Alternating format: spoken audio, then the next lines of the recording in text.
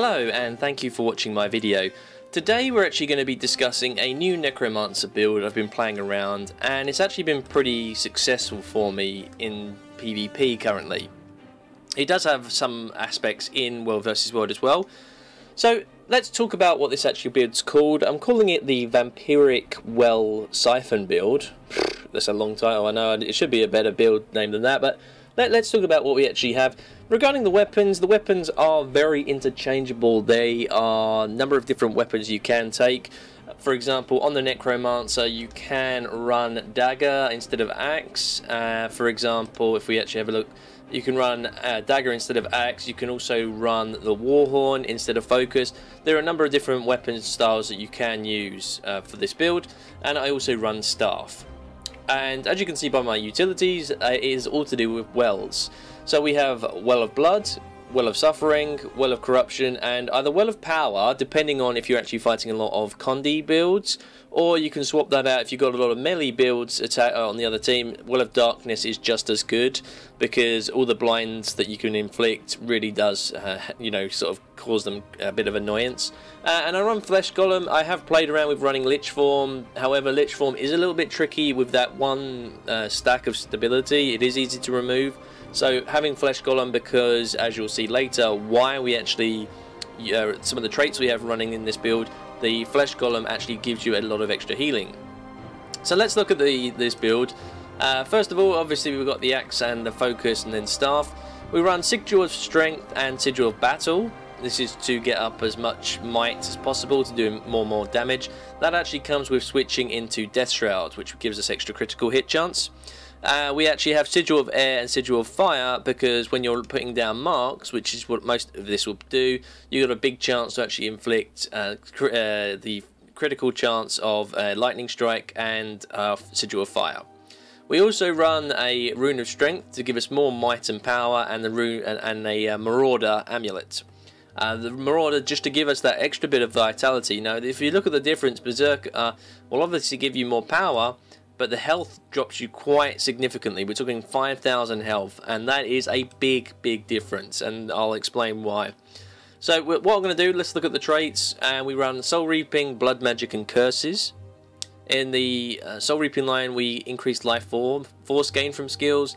Marks generate life force, so all of these. You can run Shroud skill 1 and causes vulnerability, which is Unyielding Blast. I have played with that as well. However, running staff, I tend to want to increase my life force, so it's unblockable as well, these marks. So very good, particularly against Guardians who run the Burn Guardians. These are all unblockable. We also have gain life force as you take damage, which happens when you fall below 50% health.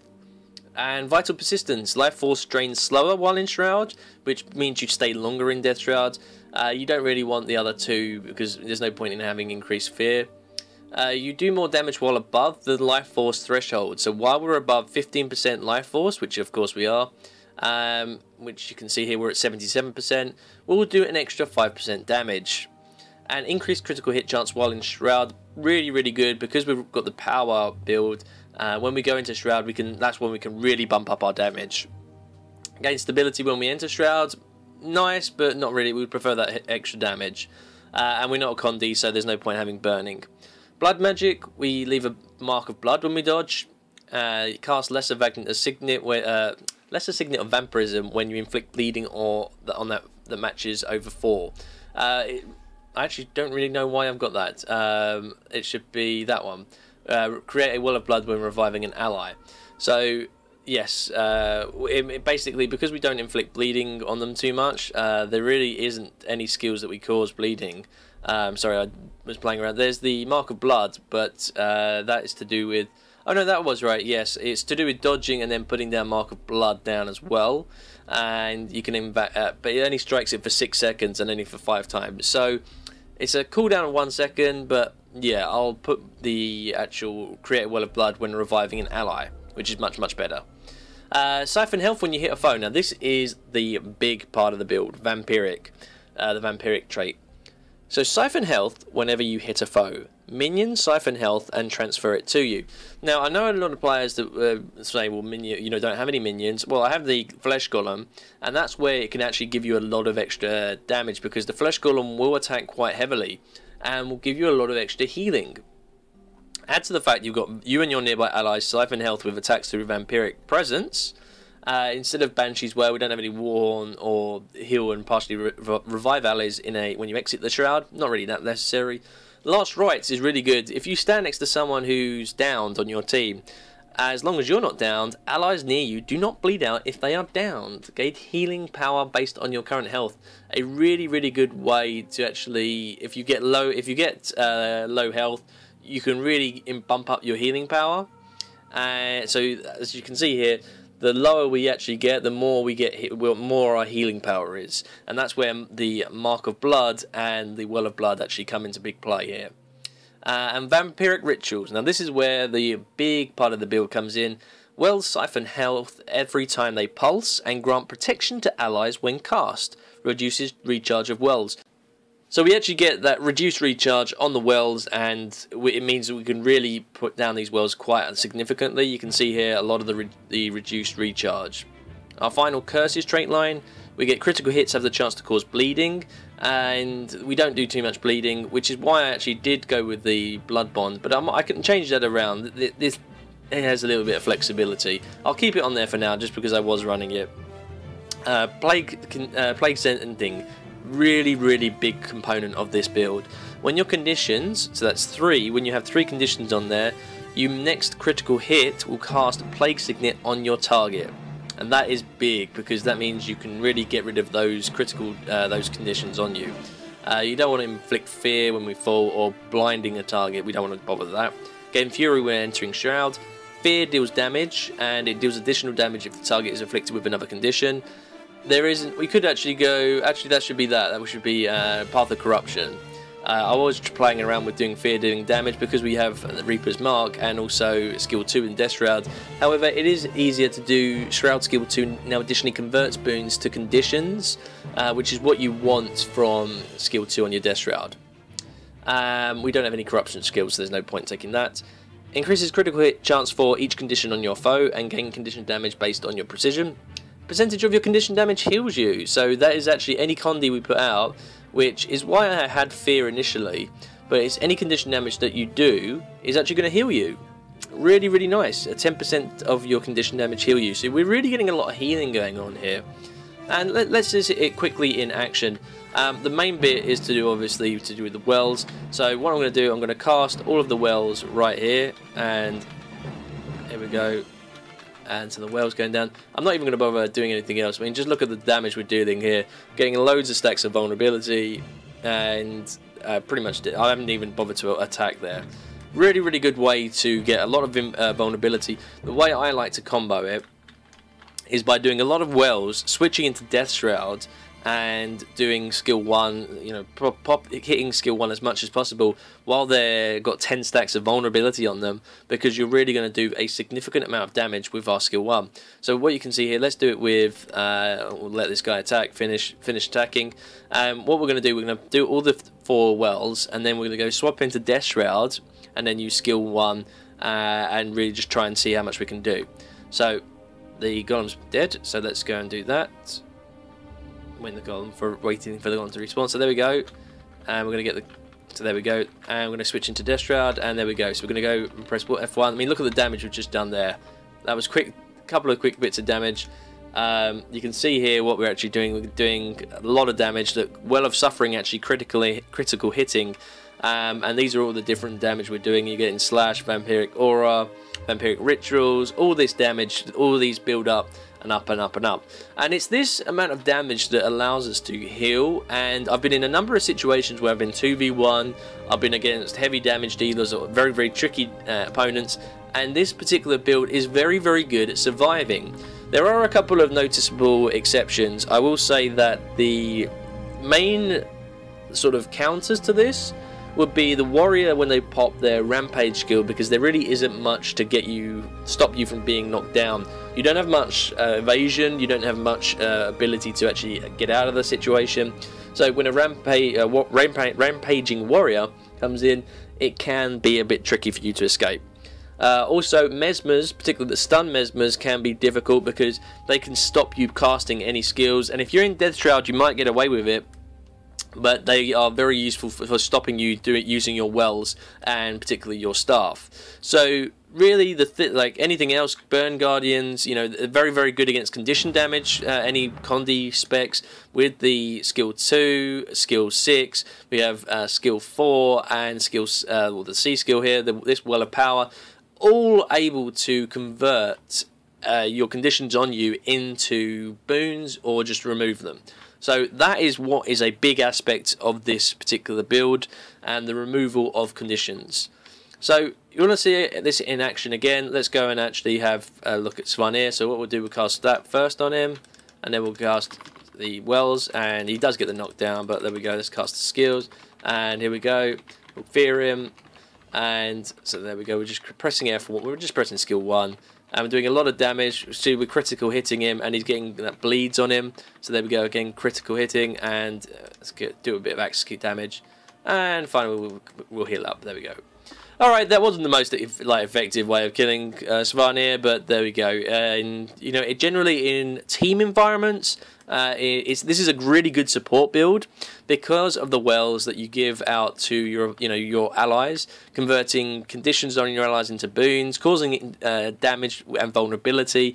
And again, with the Well of Blood, not only that, we actually have the marks as well, which pretty much double up and give you all of your allies that, you know, regeneration, the conversion of conditions. Really good way to support your team, particularly, for example, on Legacy of Fofi in the center point. You'll be really, really good at helping out your team. And as I said, I have found this a really good build for surviving. So what we're going to do now, we're going to go and look at some in-game action. Okay, so you can see here we're in Forest, and we're making our way. We've got an enemy Necro on the point who's got a lot of wells. Bit of a mistake because you can dodge right through them, and we're putting down all our wells. Now this is pretty much a Condi versus Condi sort of power build, where he can try and inflict a lot of Condis on me, but I'm switching them right back to him. He's trying to switch them back again, but I've got enough Condi removal that he's not going to be able to survive that. So again, there we go, we managed to get the stomp off in Death Shroud. So we used our skill 4, we used our skill, which is the C skill, skill 9. Okay, so you can see we're coming up to a guy on a point. I believe that's a thief. Yeah, that's the thief who's popped his poison field. We managed to put a load of our marks that he runs into. And the problem with the thief is they tend to prefer a lot of engagement, close quarters, which is where our wells come into play. And you can see here one of my colleagues came in and got the final killing blow, and we're able to get the stomp off. But he was really down pretty much by my wells that were in close range. We're actually going to go on and move on to Legacy now, and you can see here we've got a Necro. We're going to be 1v1 a Necromancer, and he's got 5 stacks of bleeds on me. We'll pop our conversion well, and although, you know, again, he's popping as many bleeds as possible, we'll do our heal skill, and we're doing a lot of damage, or not a lot of damage, but we're just concentrating on staying in the fight. And he's got an Elementalist now with him, so we're 2v1 here, and now we're 3v1. So we're really struggling. We've got to hold our own, and we've got to wait for our allies. Look how many Condis are on me, and we'll try and hopefully get some extra fields coming up, but we're really struggling. We've got one of my other colleagues to come into the fight, but we're down 3v1 for a long time. But being rezzed up, I managed to fear the enemy away, and we got healed up. We got resurrected. Really good heal by my ally, and we'll use our fear to interrupt them. Our Ellie's off point, their Ellie's off point. The Necromancer's now downed and dead. That's just leaving them with 2. They've got an Elementalist, and one of them's flashing away. He's retreating. We're still actually another person's come into the fight, so we've got 2v, I think it's 2v2 right now. Possibly 3v2. No, it is 2v2, and we've got a healing skill going on, so I'll use my heal 2. We've got skill, well, I've just been stunned. I'm stealthed, and from the Mesmer. And we'll use our fear again to knock them away, using skill 4 to transfer conditions over from me to them. We're in Death Shroud, so we'll do a lot of damage, but we're struggling to be down. The Elementalist has got a lot of power and particularly stability, and unfortunately I'm not able to survive the onslaught. But being 3v1, I managed to hold that point for a substantial amount of time. Moving on to Forest, and we are coming up to a point. We can see there's a fight going on here. It's 2v2 currently, and we're defending the point. I'm going to come in and pop my wells, and that is just going to be able to strip all of their boons pretty much from the Guardian there.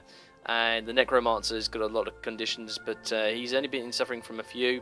He's trying to get out of there actually. So the Necromancer's staying on point, but he's not really doing much damage, not with my ability to convert conditions that he's putting out into boons or to strip them away. So you can see he's really struggling. We've got an Elementalist. Our Elementalist is popping a lot of heal fields as well.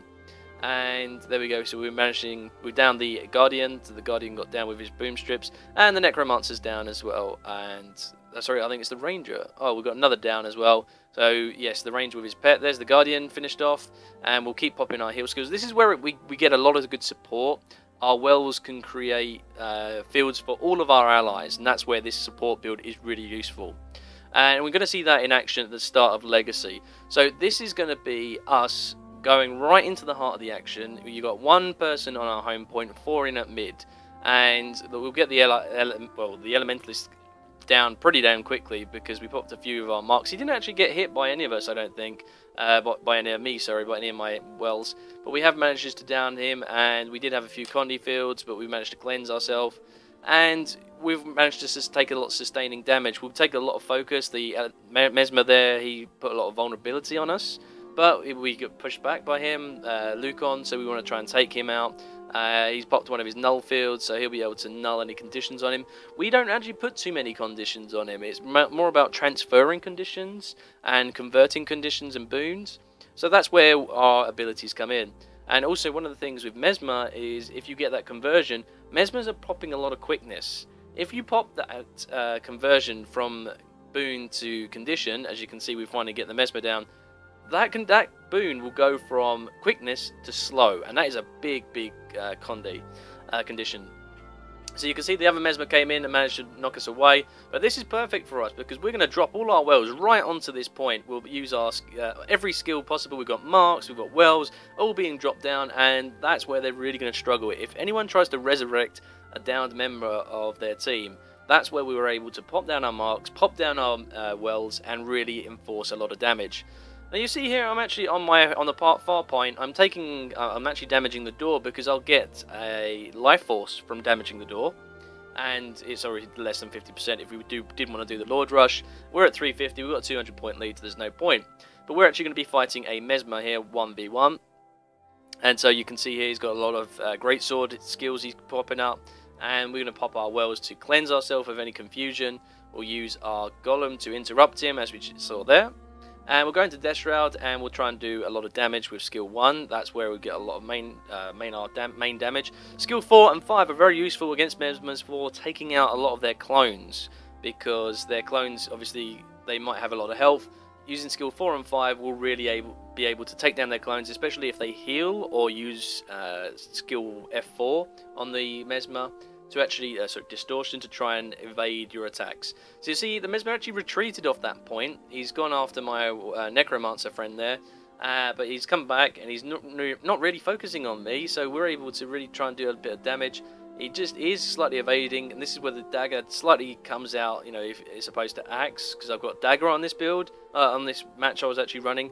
I did say you have some flexibility in this build, and you might have noticed that. But the dagger does get very good close range skills, so you can see here we're just going to damage the Mesmer, try and get the ally to heal him, and then what we're going to do, we're not actually going to do it just yet. I sort of lost a little bit of focus. I was looking at the score, and in fact we're miles ahead, so I wasn't really concentrating. But you've got all those wells. I should have actually put all those down whilst he was resurrecting, and then that would have really damaged both him and the person he was trying to resurrect. And so we're continuing on the fight. We're really getting stretched here. We're trying to res up our ally. I won't be able to res him because being a Necro, I'm really limited for my armor and health. We didn't manage to quietly just defeat that Mesmer to stop him in, stomping in time. But you see we've got another res going on. This time I'll try and inflict a bit more damage, but no, he did get the res up pretty quickly. But again, you see, this is me. I'm 2v1 versus 2 Mesmers here. And you'll see how long I can actually stay on this point. I've been 2v1 for a while now, and I'm still holding the point. And these 2 Mesmers, which are one of the most powerful professions in the game, they're still not able to take me out. I'm still in my death shroud, and this is actually going to be ending a stalemate because we will win the game. And I'm happy with that. Well, they did manage to down me, but we won the game. And by me holding that point for 2 minutes, that got us over 100 points. Oh, got us 60 points, sorry. So again, we're coming in. We got a fight going on here. My Necro buddy was in danger, so I came back. I think it was a Necro buddy. So I'm fighting here against a Elementalist. I think it's well, it's Mesmer at least. And again, Mesmers are pretty vulnerable to this build. We have got an Elementalist, also pretty vulnerable. With if they pop a lot of boons, we can convert them. As you can see here, I popped the skill 2, which actually converted a lot of his boons into conditions. And he's really struggling. He's really on death's door now. He's managed to get his shield up on the Elementalist. Is he going to be able to recover in time? He's got a lot of more conditions on him. We're going to pop our Necro to try and charge him. And we're actually doing alright. We're going to pop our heal skill. Remember this, the heal well actually does siphon health as well. So we'll get a lot more healing from that as well. And unfortunately I'm getting down because I'm outnumbered here. And it's a bit of a disappointment. They came in with 3v1, so there really wasn't much I could do in the end. But it took a lot of them to take me out. And now we're going to come up. We've got a 1v2 here. I'm going to come and support my warrior buddy. He's against a Necromancer. And I think it's two Necro... No, it's the Necromancer and Elementalist. So I managed to get the Elementalist down with one of my wells. And the Necro's popped is elite. But with my boon stripping and conversions, he's going to be losing stability a fair amount.